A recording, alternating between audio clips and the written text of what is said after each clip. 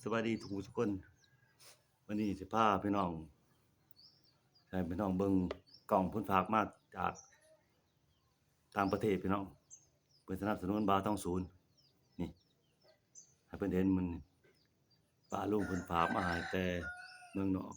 ขอบคุณเข้าใจหลายๆเด้อลุงเด้อป้าเด้อที่ผู้ใหญ่ใจดีเพิ่นว่าเพิ่นฝากมาให้ขอขอบคุณเข้าใจหลายๆให้อยู่ดีมีแรงสุขุทุกคน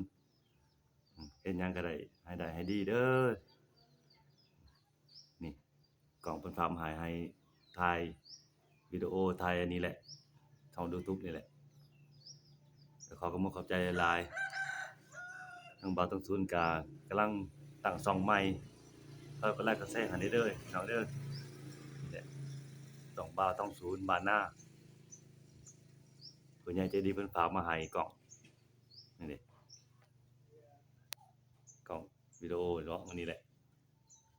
เพิ่นให้ถ่ายช่อง YouTube ก็ขอขอบใจผู้ใหญ่ใจดีเพิ่นป้าลุงอยู่ทางเมืองนอกก็ได้ขอขอบใจหลายๆเด้อ นี่อุปกรณ์มันครบหลายเลยครบเบิดอีหลี